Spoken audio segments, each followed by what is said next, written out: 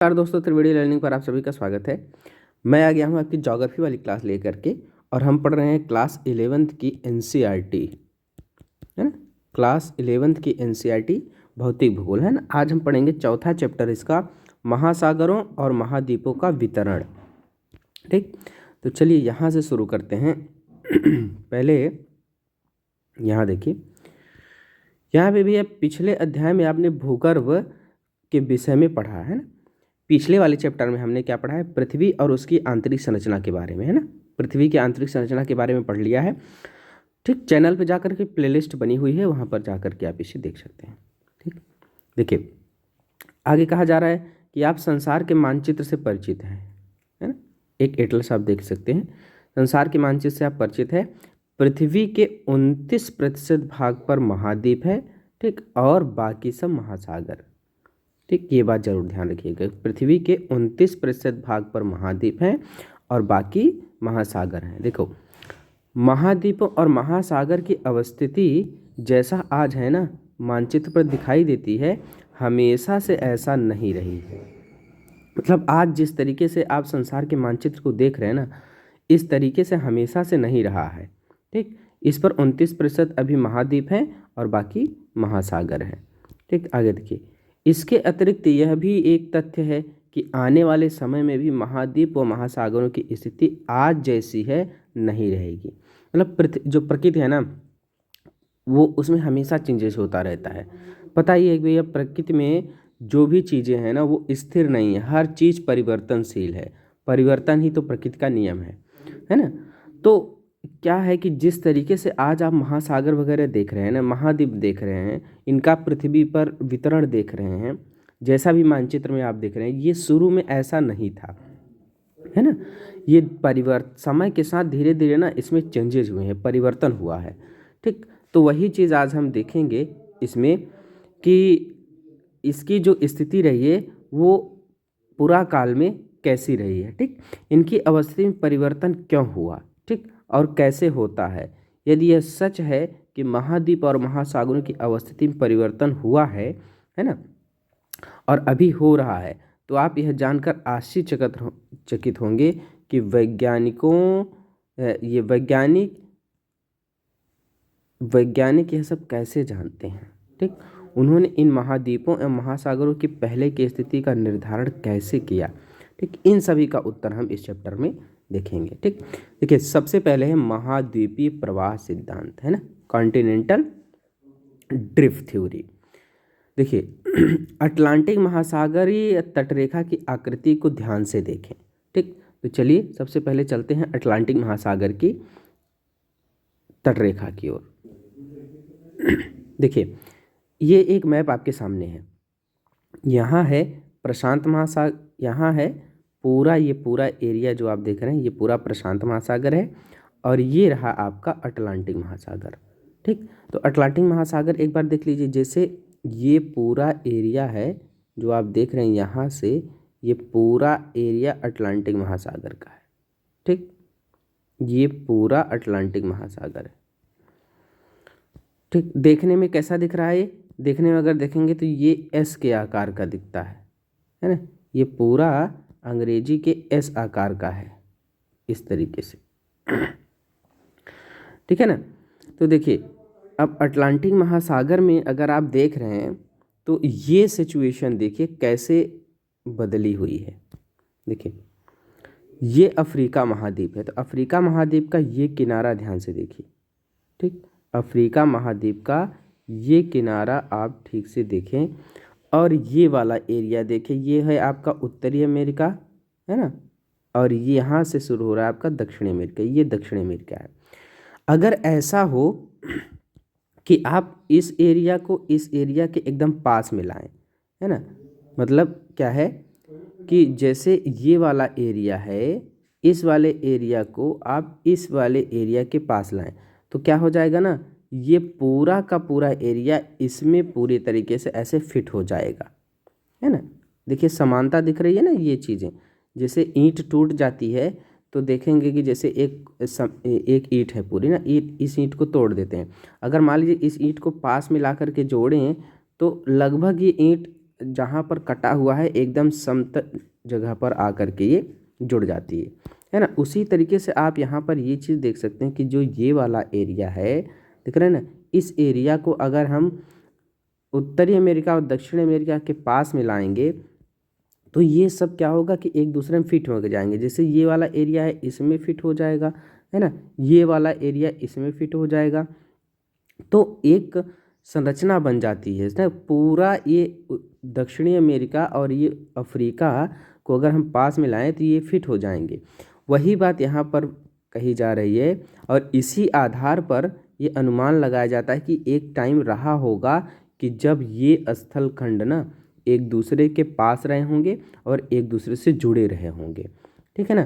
तो इसको ध्यान से देख लेंगे। ये अटलांटिक महासागर है और अटलांटिक महासागर के किनारे जो है ना वो लगभग समानता रखते हैं, देख रहे हैं इस तरीके से इसके किनारे जो आप देख रहे हैं ये लगभग समानता रखते हैं। और एक चीज़ और जान लीजिए कि ये जो स्ट्रक्चर बने हुए हैं ना, ये आज का स्ट्रक्चर कुछ इसके एरिया समुद्र में डूबे हुए हैं, तो हम वो जो वैज्ञानिक लोग अनुमान लगाते हैं कि इसका स्ट्रक्चर समान है किनारों का, तो ये जो कुछ एरिया समुद्र में डूबा हुआ है ना वहाँ से अनुमान लगाते हैं, ठीक है। तो चलिए एक बार फिर से अपने टॉपिक पर चलते हैं। देखिए अभी आपने क्या देखा कि जो अटलांटिक महासागर है, अटलांटिक महासागर की तट रेखा की आकृति देखा तो उसमें क्या दिखा आपको कि सागर के दोनों तरफ की तट रेखा में आश्चर्यजनक सममिति है ना। देखा है ना आपने कि दोनों तरफ उत्तरी अमेरिका दक्षिणी अमेरिका है ना, और उधर यूरोप और अफ्रीका के किनारे जो हैं वो कितनी समानता रखते हैं, ठीक। इसी समानता के कारण बहुत से वैज्ञानिकों ने दक्षिण व उत्तर अमेरिका तथा यूरोप और अफ्रीका के साथ एकजुट होने की संभावना व्यक्त किया है, ठीक। एक बार फिर से देखिए ये है आपका ग्रीनलैंड वाला एरिया, ठीक, और यहाँ से आपका शुरू हो रहा है उत्तरी अमेरिका, ठीक, और ये सब शुरू हो रहा है आपका दक्षिणी अमेरिका, ठीक। उधर है आपका यूरोप, है ना, ये देखिए ये पूरा यूरोपीय क्षेत्र है, ठीक। उसके बाद यहाँ से शुरू हो रहा है अफ्रीका वाला क्षेत्र। तो आप देखेंगे कि कैसे इनके किनारे लगभग समानता रखते हैं, ठीक है ना। अगर इसको इसके पास लाया जाए, है ना, इसको इसके पास लाया जाए खींच के, ठीक, इसको यहाँ खींच के लाया जाए तो क्या हो जाएगा कि ये पूरा स्ट्रक्चर ना एक दूसरे में फिट हो जाएगा। यही देख के जो वैज्ञानिक है ना वो अनुमान लगाते हैं कि कभी ना एक टाइम रहा होगा जब ये सभी एरिया एक दूसरे में जुड़े रहे होंगे, ठीक। इसी से ये पता चलता है कि पूरा एक क्षेत्र उत्तरी अमेरिका दक्षिणी अमेरिका यूरोप और अफ्रीका एक टाइम रहा होगा जब ये आपस में जुड़े रहे होंगे, ठीक। तो ये एटलस एक बार फिर से आप ठीक से ध्यान से देखिए। चलिए तो अब यहाँ से देखिए कि विज्ञान के इतिहास के ज्ञात अभिलेखों से पता चलता है कि सन 1596 ईस्वी में एक डच मानचित्रवेत्ता अब्राहम आर्टेलियस, ठीक, ये नाम याद रखिएगा, अब्राहम आर्टेलियस ने सर्वप्रथम इस संभावना को व्यक्त किया था।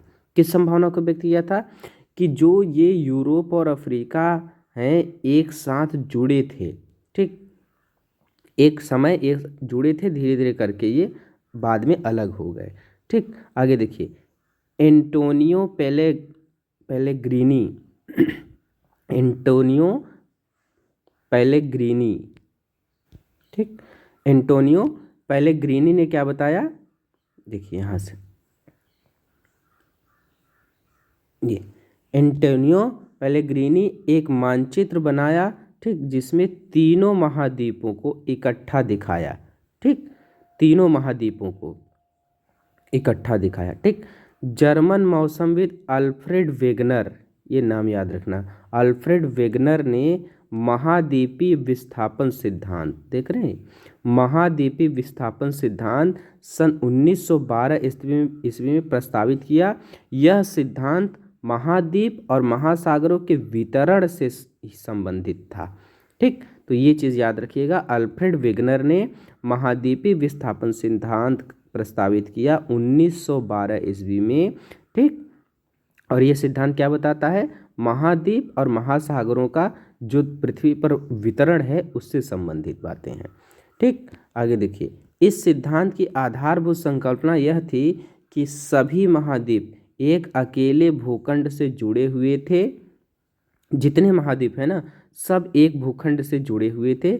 वेगनर के अनुसार आज के सभी महाद्वीप इस भूखंड के भाग थे। ठीक, तथा यह एक बड़े महासागर से घिरा हुआ था। ठीक है ना। जैसे अब ये समझ लीजिए कि वेगनर क्या कह रहे हैं कि जितने भी महाद्वीप आप देख रहे हैं ना, ये सभी महाद्वीप एक टाइम था कि आपस में जुड़े हुए थे। मान लीजिए कि ऐसे हम मान लेते हैं कि जितने महाद्वीप हैं वो सब आपस में जुड़े हुए हैं, तो इस तरीके से एक स्ट्रक्चर बन जा रहा है। ठीक है ना। और इसके चारों तरफ पानी भरा था। पूरी पृथ्वी की बात कर रहे हैं अब ना, पूरी पृथ्वी पर जितने भी महाद्वीप हैं, महासागर हैं, उनकी बात की जा रही है। तो देखिए, सभी महाद्वीप आपस में जुड़े हुए थे, है ना। तो एक स्थल खंड था, और एक स्थल खंड जो है यही, और इसके चारों तरफ क्या है? पानी भरा हुआ है। तो वेगनर कह रहे हैं कि भैया जो स्थल खंड है ना, यही है पेंजिया। क्या है? ये पेंजिया है। ठीक, और जो समुंदर है, जो पानी है चारों तरफ, इसको कहा उन्होंने कि ये भैया है पैंथालासा। ठीक, पैंथालासा। पेंजिया किसको कह रहे हैं? वो जो स्थल खंड वाला हिस्सा था उसको उन्होंने कहा ये पेंजिया है, और जो समुद्र वाला हिस्सा था उन्होंने कहा ये पैंथालासा है। ठीक, बाद में क्या हुआ वो बता रहे हैं कि बाद में ये टूट गया। क्यों टूटा, इसका क्या कारण है, आगे देखेंगे। बाद में कहा जाता है कि ये दो खंडों में टूट गया। ठीक, और जब ये दो खंडों में टूटा तो ये समझ लीजिए कि यही स्थल खंड दो भागों में टूट गया। एक भाग उत्तर की तरफ था और एक भाग ऐसे दक्षिण की तरफ था, है ना। और इसके अब चारों तरफ जो पैंथालासा है, पैंथालासा का पानी जो है इनके बीच में ऐसे घुस गया। दोनों स्थल खंडों के बीच में ये पैंथालासा का पानी इसी में घुस गया, है ना। तो इस तरीके से ये पूरा पानी से ऐसे घिरा हुआ है स्थल खंड। दो टुकड़ों में ये टूट गया। दो टुकड़ों में टूटने के बाद बीच वाला जो बीच में जगह खाली हो गई, उसी जगह में भर गया पैंथालासा का पूरा पानी। ठीक, तो वेगनर कह रहे हैं कि जो ये जगह बीच में खुल गई ना, यही था टेथिस सागर। टेथिस सागर, जहाँ आज हिमालय है ना, वहाँ टेथिस सागर हुआ करता था। ठीक, और ये जो उत्तर वाला खंड था इसको उन्होंने कहा भैया ये है लारेशिया, है ना, ये है लारेशिया। और जो दक्षिण वाला हिस्सा था, इसको दक्षिण वाले हिस्से को कहा गया कि ये क्या है? गोंडवाना लैंड। ठीक, इसको इन्होंने कहा कि ये जो दक्षिण वाला हिस्सा है, एक सेकंड, ये दक्षिण वाला हिस्सा है, इसको कहा उन्होंने गोंडवाना। ठीक, इसको उन्होंने गोंडवाना लैंड कहा। और बाद में बताया कि ये लारेशिया है ना, जब लारेशिया में भी ऐसे कई टुकड़े हुए, लारेशिया में जब टुकड़े हुए तो लारेशिया से बनता है आपका उत्तरी अमेरिका, है ना। लारेशिया से बना उत्तरी अमेरिका। ठीक है, यूरेशिया, यूरेशिया बना, है ना, वो चीज़ बने। और गोंडवाना लैंड जो है ना, ये गोंडवाना लैंड जब टूटा तो इससे बनता है आपका दक्षिणी अमेरिका, है ना, दक्षिणी अमेरिका, अफ्रीका। ठीक है ना, प्रायद्वीप भारत, प्रायद्वीप भारत, मेडागास्कर, है ना, वो सब चीज़ बनती है। याद रखना, जो भारत है ना वो गोंडवाना लैंड का हिस्सा है। ठीक, तो इस तरीके से ये पूरा विभाजन हुआ धीरे धीरे करके। आज का जो मैप आप देखते हैं स्ट्रक्चर, वो सब बहुत बाद में बने। तो शुरू में क्या था? एक स्थलखंड पेंजिया था, और यही पेंजिया और के चारों तरफ जो पानी भरा था उसको पैंथालासा कहा गया है। और बाद में इसी पेंजिया में विभाजन हुआ तो लारेशिया और गोंडवाना लैंड बना। ठीक, तो अब ये चीज़ें वेगनर ने महाद्वीपीय विस्थापन सिद्धांत बताई। आगे चलिए अब देखते हैं उसकी बात। देखिए, अब यहाँ से ये चीज़ें वेगनर बता रहे हैं, क्या बता रहे हैं भैया? कि आज के सभी महाद्वीप इस भूखंड के भाग थे। कौन से भूखंड के? ठीक, कौन से भूखंड की बात कर रहे हैं ये, कि सभी महाद्वीप एक अकेले भूखंड से जुड़े हुए थे ना, जिससे सभी महाद्वीप जुड़े हुए थे। वो महाद्वीप क्या था कि उसी भूखंड के भाग थे, ठीक, एक बड़े महासागर से घिरा हुआ था। ठीक, वो जो भूखंड था अभी दिखाया ना हमने कि एक भूखंड है, उसके चारों तरफ पानी भरा था, तो वही बात यहाँ पर कही जा रही है कि एक भूखंड था और उसके चारों सागर से घिरा हुआ था। ठीक, अब देखिए उन्होंने इस बड़े महाद्वीप का नाम क्या कहा, पैंजिया। ठीक, क्या बोल दिया उन्होंने, पैंजिया, मतलब वो जो स्थल खंड था उसका नाम इन्होंने पैंजिया नाम रख दिया। ठीक, और जो विशाल सागर था जिससे पैंजिया चारों तरफ से घिरा था, उस विशाल सागर को उन्होंने कहा ये है पैंथालासा। ठीक, पैंजिया और पैंथालासा अभी हमने पूरा समझा दिया है, एकदम समझ में आ गया होगा आपको। देखिए वेगनर के तर्क के अनुसार क्या हो रहा है कि 20 करोड़ वर्ष पहले इस बड़े महाद्वीप में पैंजिया का विभाजन प्रारंभ हुआ है ना।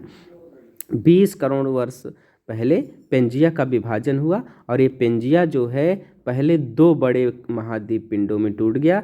उत्तर की तरफ ये लारेशिया था, है ना, और दक्षिण की तरफ ये गोंडवाना लैंड था। एकदम समझा दिया आप ना, थोड़ा सा वीडियो बैक करके आप एक बार फिर से पूरा देख सकते हैं, है ना। तो गोंडवाना लैंड हो गया। अब देखिए क्रमशः लारेशिया जो है उत्तरी और ये गोंडवाना लैंड है ये दक्षिणी भूखंडों के रूप में विभक्त हो गया।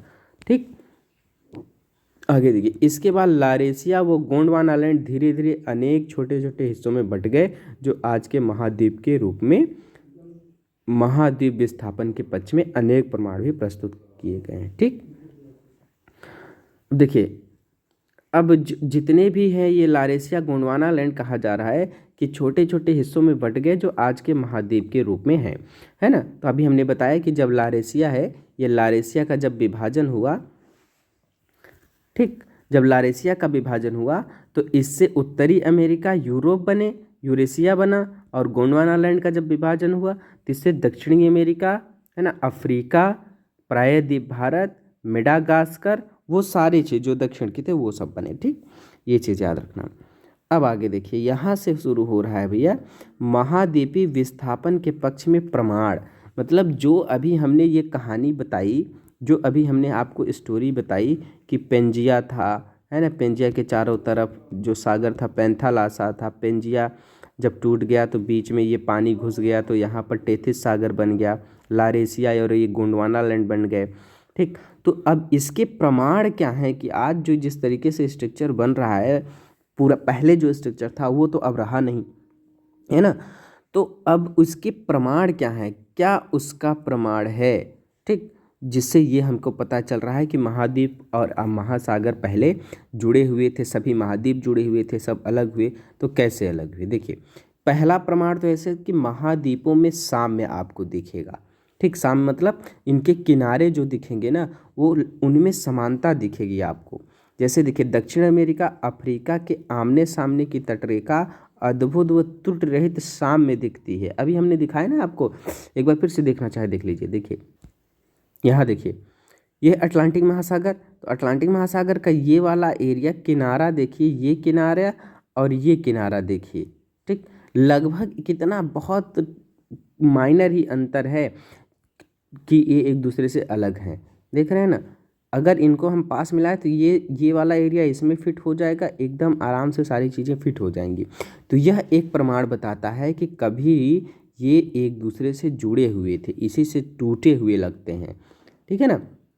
चलिए, तो कॉन्टिनेंटल जो ड्रिफ्ट हुआ है, अब इसमें पहला प्रमाण आपको मिल रहा है महाद्वीपों में साम्य। ठीक, और इसमें आपने क्या देख लिया कि जो दक्षिण अमेरिका है अफ्रीका है आमने सामने की तटरेखाएं अद्भुत व त्रुटि रहित साम्य रखती हैं। ठीक, अब देखिए यह भी ध्यान देने योग्य है कि 1964 ईस्वी में बुलर्ड ने 1964 ईस्वी में बुलर्ड ने, यहाँ देखिए बुलर्ड ने क्या किया था कि कंप्यूटर प्रोग्राम की सहायता से अटलांटिक तटों को जोड़ते हुए एक मानचित्र तैयार किया था। किसने? बुलर्ड ने।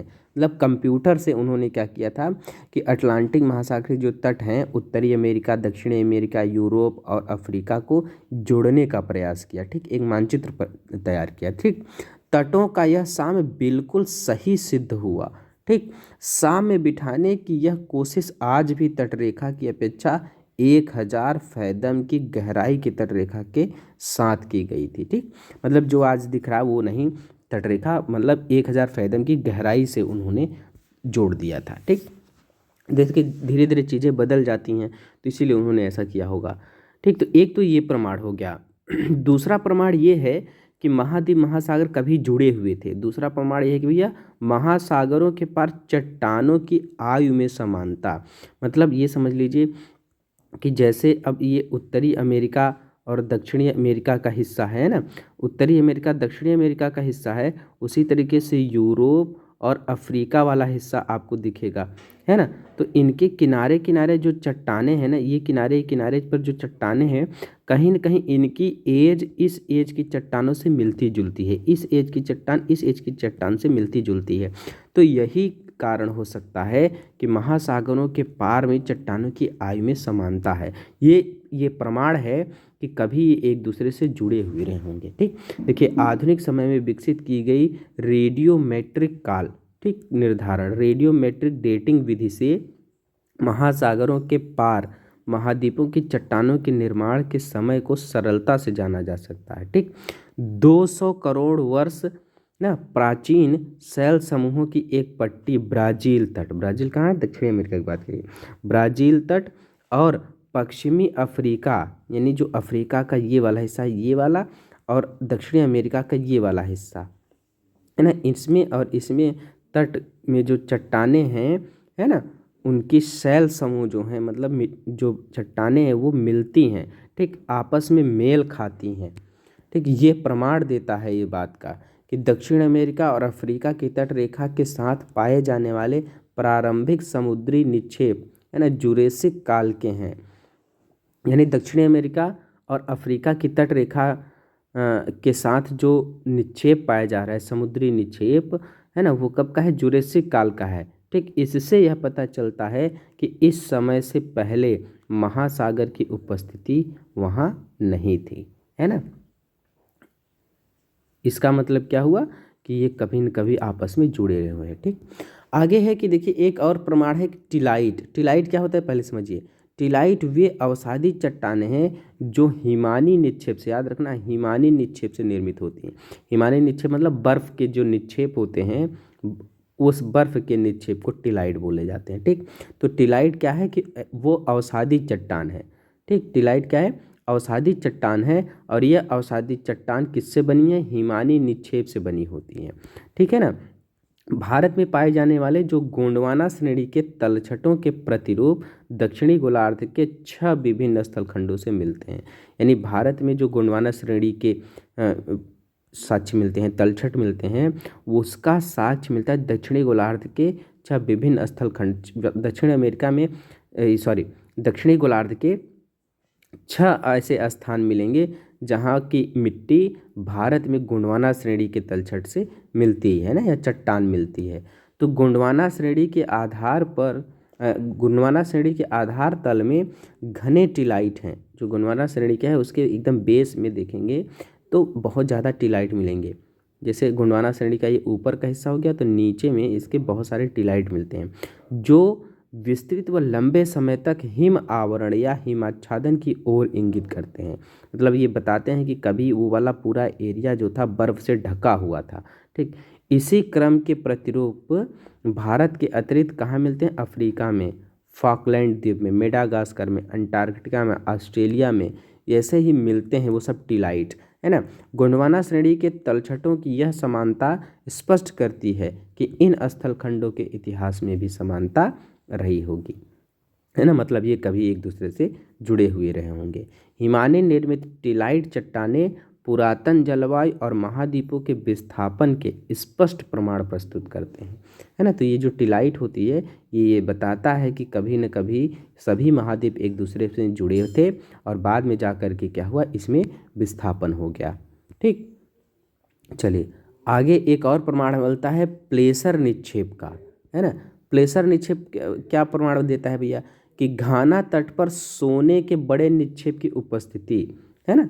जो घाना तट है घाना तट पर सोने के बड़े निक्षेपों की उपस्थिति व उद्गम चट्टानों की अनुपस्थिति एक आश्चर्यजनक तथ्य है। ठीक, सोना युक्त सिरा यानी गोल्डन ब्रिंग वेन्स ब्राजील में पाई जाती हैं। समझ रहे हैं ना, मतलब ये घाना तट अफ्रीका का और ये ब्राज़ील का जो गोल्डन ब्रिंग है ना वेन्स हैं, इसमें काफ़ी समानता देखने को मिलती है। अतः स्पष्ट है कि घाना में मिलने वाले सोने के निक्षेप ब्राज़ील पठार से उस समय निकले होंगे जब ये दोनों एक दूसरे से जुड़े हुए थे। ठीक है ना, तो ये भी एक प्रमाण है, बताता है कि ये कभी महाद्वीप और ये सभी जितने महाद्वीप हैं ये कभी आपस में जुड़े रहे होंगे। ठीक, आगे है जीवाश्मों का वितरण। ये जो डिस्ट्रीब्यूशन ऑफ फॉसिल्स है ना, ये भी हमें बताता है कि महाद्वीप कभी ये आपस में जुड़े हुए थे। कैसे भैया, यदि समुद्री अवरोधक के दोनों विपरीत किनारों पर है ना जल व स्थल में पाए जाने वाले पौधों व जंतुओं की समान प्रजातियां पाई जाएं, ठीक, तो उनके वितरण की व्याख्या में समस्या उत्पन्न होती है। ठीक, देखिए इस प्रेक्षण से लैमूर भारत, मेडागास्कर, अफ्रीका में मिलते हैं। ठीक, लैमूर एक जाति है। ठीक, लैमूर एक जीव था ना, लैमूर जो कहाँ मिलता है, भारत, मेडागास्कर, अफ्रीका में मिलते थे। ठीक, कुछ वैज्ञानिकों ने इन तीनों स्थलखंडों को जोड़कर एक सतत स्थलखंड लैमूरिया की उपस्थिति को स्वीकार किया था। मतलब ये भारत, मेडागास्कर, अफ्रीका जुड़े हुए थे। कुछ वैज्ञानिक जब जुड़े हुए थे इसको बोलते हैं कि भैया ये लैमूरिया है ना। क्यों? क्योंकि यहाँ पर लैमूर जीव पाए जाते हैं। ठीक, ऐसे ही देखिए मेसोसारस नाम के जो छोटे रेंगने वाले जीव केवल उथले खारे पानी में ही रह सकते थे। ठीक है ना, इनकी अस्थियां केवल दक्षिण अफ्रीका के दक्षिणी केप, जैसे ये अफ्रीका का ये दक्षिण वाला एरिया है, तो यहाँ पर पाए जाते हैं। कौन? मेसोसॉरस। ठीक, और देखिए यही चीज़ वहाँ जब आप दक्षिण अमेरिका में जाएंगे तो यहाँ पर मिलेगा आपको। ठीक, सॉरी यहाँ पर नहीं, जैसे दक्षिणी अमेरिका का हिस्सा है ना, दक्षिणी अमेरिका का हिस्सा है, तो दक्षिणी अमेरिका का ये ब्राज़ील वाला जो हिस्सा ना, यहाँ भी ये वही चीज़ देखने को मिलेगी। क्या? मेसोसॉरस। तो जिससे यही तो पता चलता है कि कभी ना ये एक दूसरे से जुड़े हुए थे। देखिए मेसोसॉरस नाम के छोटे रेंगने वाले जीव केवल उथले खारे पानी में ही रह सकते थे। ठीक, इनकी अस्थियां केवल दक्षिण अफ्रीका के दक्षिण के प्रांत और ब्राज़ील में इरावर सेल समूह में ही मिलते हैं। ठीक, ये दोनों स्थान आज एक दूसरे से 4800 किलोमीटर की दूरी पर हैं और इनके बीच में एक महासागर विद्यमान है। ठीक, तो ये वहीं रह सकते थे, ये भी एक प्रमाण है।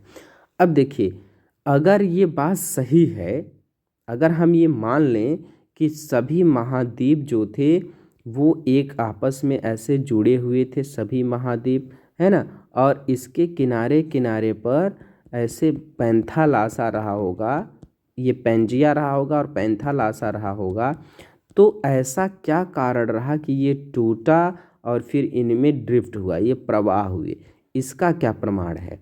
ठीक, अब इसका प्रमाण देखिए, ये प्रवाही बल बताया जाता है, फोर्स ऑफ ड्रिफ्टिंग। मतलब ये क्यों अलग हुआ और क्यों प्रवाह शुरू हुआ, तो देखिए इसके बारे में तो जो वेगनर हैं वो क्या बताते हैं कि वेगनर के अनुसार महाद्वीप विस्थापन के दो कारण थे। मतलब इन्होंने बताया कि जो महाद्वीप एक दूसरे में जुड़े हुए थे, ये पेंजिया जो था, पेंजिया टूटा और इनमें विस्थापन शुरू हुआ, ये बहने लगे इधर उधर। तो ये बहने का दो कारण ये बता रहे हैं भैया। पहला तो पोलर या ध्रुवीय फ्लिंग बल, पोलर या फ्लिंग फोर्स, मतलब जो पृथ्वी है ना, पृथ्वी बहुत अपने एक्सिस पर रोटेट कर रही है ना, एक तो ये कारण है कि पृथ्वी के घूर्णन के कारण ऐसा हुआ होगा कि पृथ्वी के जो स्थल है वो भी धीरे धीरे करके फ्लोटिंग करने लगा होगा। दूसरा कारण इन्होंने बताया ज्वारी बल यानी टाइडल फोर्स बता रहे हैं कि ज्वारी बल के कारण इनमें ड्रिफ्टिंग हुई होगी। ठीक, तो देखिए ध्रुवीय फ्लिंग बल पृथ्वी के घूर्णन से संबंधित है। ठीक, आप जानते हैं कि पृथ्वी की आकृति एक संपूर्ण गोले जैसी नहीं है, वरन क्या है, भूमध्य रेखा पर उभरी हुई है ना। तो पृथ्वी की स्ट्रक्चर कैसा है, ऐसे पृथ्वी स्ट्रक्चर ऊपर चपटी हुई है और ये किनारों पर क्या है कि उभरी हुई है। ठीक, यह उभार पृथ्वी के घूर्णन के कारण है। ठीक, अब देखिए इसी वजह से ये स्थलखंड जो रहे होंगे उनका विस्थापन शुरू हो गया होगा। दूसरा देखिए, दूसरा बल जो वेगनर महोदय ने सुझाया वह क्या था, ज्वारीय बल है। ठीक, जो सूर्य व चंद्रमा के आकर्षण से संबंधित है। ठीक, सूर्य व चंद्रमा के आकर्षण संबंध है जिससे महासागरों में ज्वार पैदा होते हैं। ठीक, वेगनर का मानना था कि करोड़ों वर्ष के दौरान ये बल प्रभावशील होकर विस्थापन के लिए सक्षम हो गए। मतलब ये ज्वारीय बल प्रभावशाली होकर इतना सक्षम हो गया कि महाद्वीपों को बहा ले गया, उनका विस्थापन हो गया। ठीक, लेकिन कुछ वैज्ञानिक भैया कहते हैं कि दोनों ही बलों को महाद्वीप विस्थापन के लिए सर्वथा अपर्याप्त मानते हैं। मतलब इतना, वैज्ञानिक ये कहते भैया इतना फोर्स तो नहीं रहा होगा कि ये महाद्वीप और महासागर को तोड़कर और बहा कर ले गया होगा, इतना बल तो नहीं रहा होगा। ठीक, तो अच्छा, अब और भी प्रमाण है। संवहन धारा सिद्धांत भी है एक। ठीक, कन्वेंशनल करंट थ्योरी, ये भी बताता है कि कैसे प्रवाह हुआ होगा। देखिए 1930 ईस्वी के दशक में आर्थर होम, ठीक नाम याद रखिएगा, आर्थर होम ने मेंटल भाग में संवहन धाराओं के प्रवाह की संभावना व्यक्त की। ठीक, अब ये बता रहे हैं भैया कि आर्थर होम कह रहे हैं कि जो मेंटल है, मेंटल के बारे में बताया ना, पृथ्वी की आंतरिक संरचना में आपको याद होगा कि पृथ्वी की आंतरिक संरचना में सबसे ऊपर क्रस्ट होता है ना, एक सेकेंड, ऊपर है क्रस्ट, है ना, ऊपर क्रस्ट है। ठीक, और इसके बाद में ये वाला एरिया कहलाता है मेंटल, है ना। तो कहा ये बात में आर्थर होम कह रहे हैं कि मेंटल के ऊपर ना यहाँ पर क्या होता है, संवहनी रेडियो तरंगे निकलती हैं ऊपर की तरफ और ये चट्टानों को धक्का देती हैं। कैसे, देखिए 1930 के दशक में आर्थर होम ने मेंटल के भाग में संवहन धाराओं के प्रभाव की संभावना व्यक्त की।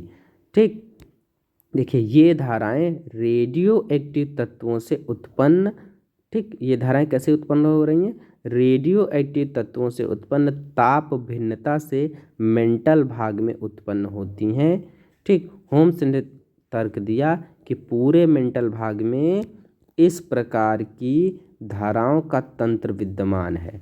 ठीक, यह उन प्रवाह बलों की व्याख्या प्रस्तुत करने का प्रयास था जिसके आधार पर समकालीन वैज्ञानिकों ने महाद्वीपीय विस्थापन सिद्धांत को नकार दिया।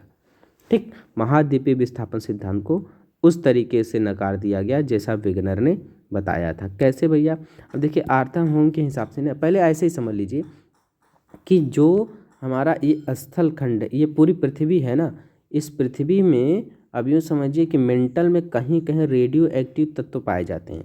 ठीक, अब ये रेडियो एक्टिव तत्व क्या करते हैं, यहाँ से रेडिएशन निकलता है, रेडियो तरंगे निकलती हैं और ये तरंगे क्या करती हैं, मान लीजिए कि ये सरफेस है, सरफेस पर अब ये रेडियो तरंगे क्या करेंगी कि इस पर, यहाँ पर ऐसे रेडियो तरंगे बह रही हैं तो ये कभी कभी क्या करती हैं, इस पर धक्का देती हैं। जब ये धक्का देती हैं तो ये प्लेट धीरे धीरे करके इस तरीके से चलने लगती है ना। और ऐसा भी हो सकता है कि ये टूट जाए तो संवहन धाराएं ऐसे बाहर एनर्जी निकलने लगेगी।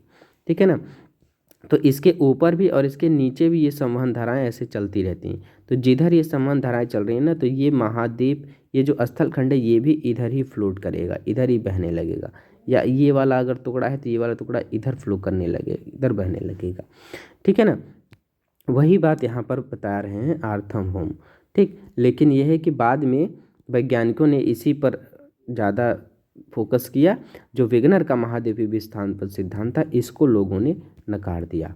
ठीक, तो ये बात हो गई। आगे देखिए यहाँ पर यह है भैया कि सागरीय अधस्थल का मानचित्रण करना है, mapping of the ocean floor. ठीक, mapping of the ocean floor. देखिए महासागरों की बनावट और आकार पर विस्तृत शोध यह स्पष्ट करते हैं कि महासागरों का अधस्थल का मतलब क्या हुआ, जैसे अब मान लेते हैं कि ये पूरा एरिया हो गया सागर वाला। ठीक, ये पूरा एरिया है जिसमें पानी भरा हुआ है ना। तो अधस्थल का मतलब क्या हुआ, ये वाला एरिया जो देख रहे हैं ये एकदम नीचे का तल, उसको हम बोल रहे हैं अधस्थल। ठीक, तो महासागरों का जो अधस्तल एक विस्तृत मैदान नहीं है, क्या है, वरन उसमें भी उच्चावच पाया जाता है। ठीक, मतलब ये कहा जा रहा है, सिंपल बात समझ लीजिए कि मान लीजिए ये स्थलखंड है और यहाँ से ऐसे समुंदर शुरू हो गया, तो ये बात समझ लीजिए कि जो ये समुंदर यहाँ से शुरू हो रहा है ना, यहाँ देखते हैं। ठीक, मान लीजिए कि अब ये स्थल हो गया, ठीक, और स्थल में ये हो गया समुद्री एरिया। ठीक, समुद्री एरिया हो तो यहाँ पर भरा है पानी, है ना। तो ये बात कही जा रही है कि जो आप यहाँ से ये मैदान देख रहे हैं ना, अधस्थल देख रहे हैं, ये ऐसे मैदान नहीं है, बल्कि क्या है कि इसमें भी बहुत सारे उच्चावच है, इसमें भी ऐसे पहाड़ जैसी आकृतियाँ, खाई जैसी आकृतियाँ, गर्त है, कहीं द्वीप है, कहीं ऐसे। ठीक, और इसमें पूरा पानी भरा हुआ है। ठीक, तो ये पूरा ऐसे समतल नहीं है, मैदान नहीं है, ये कहा जा रहा है। फिर क्या है भैया कि ये जो है ये इसमें भी उच्चावच पाया जाता है। ठीक, द्वितीय विश्व युद्ध के बाद, है ना, महासागरीय अधस्थल के निरूपण अभियान ने महासागरीय उच्चावच संबंधी विस्तृत जानकारी प्रस्तुत की, है ना। द्वितीय विश्व युद्ध के बाद इसके बारे में काफ़ी जानकारी लोगों को हुई। ठीक, और यह दिखाया कि इसके अधस्तली अब समझ रहे होंगे कि समुद्र की एकदम गहराई में जो ज़मीन है, अधस्तली में जलमग्न पर्वतीय कटकें देख रहे हैं ना, अभी हमने बताया ना कि उस पानी के अंदर वो पर्वतीय कटकें व गहरी खाइयाँ हैं। ठीक, जो महाद्वीपों के किनारे पर स्थित हैं। याद रखिए ये पर्वत और जो खाइयाँ हैं ये कहाँ है, महाद्वीपों के किनारे पर स्थित हैं। ठीक, मध्य महासागरीय कटकें ज्वालामुखी उद्गार के रूप में सबसे अधिक सक्रिय हैं। मध्य महासागरीय कटकें मतलब जैसे अब ये सागर का जो ये एरिया है ना, ये वाला एरिया, यहाँ से फिर स्थल शुरू हो रहा है यहाँ से, तो ये एकदम बीच का जो एरिया है जहाँ से ये वाला स्थल अलग है, ये वाला स्थल अलग है, ये बात कही जा रही है कि महासागरीय कटकें जो हैं ज्वालामुखी उद्गार के रूप में अधिक सक्रिय। यहीं से तो ज्वालामुखी वगैरह बाहर आते हैं ना, क्योंकि यहाँ पर जगह मिल जाती है लावा के बाहर आने का। ठीक, अब आगे देखिए, महासागरीय परपटी की चट्टानों के काल निर्धारण ने यह स्पष्ट कर दिया है कि महासागरों के नितल की चट्टानें, महासागरीय नितल मतलब वही सागर के एकदम गहराई वाली जो चट्टानें हैं, महाद्वीपीय भागों में पाई जाने वाली चट्टानों की अपेक्षा नमीन है। इसका मतलब क्या हुआ कि जो महासागर के एकदम पानी के नीचे जो चट्टानें हैं ना, वो महाद्वीपीय चट्टानों से ज़्यादा नमीन है। ठीक, मतलब नई चट्टानें हैं। महासागरीय कटक के दोनों तरफ की चट्टानें जो कटक से बराबर दूरी पर स्थित हैं, उनकी आयु और रचना में भी आश्चर्यजनक समानता पाई जाती है।